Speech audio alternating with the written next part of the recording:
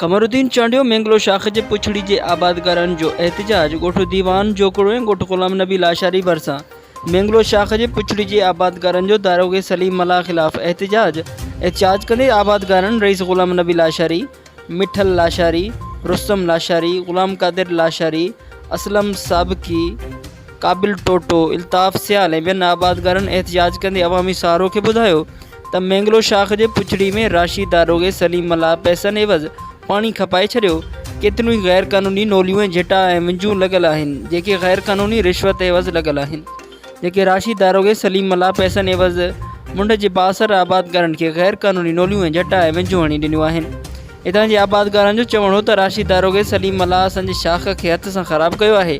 असां पाणी ढुक लाइ परेशान आहियूं। असांजूं ज़मीनूं बंजर बणिजी वियूं आहिनि पर पाणी ढुक लाइ परेशान आहियूं। एतिरो पाणी न आहे जो असां माल खे पाणी पीआरियूं।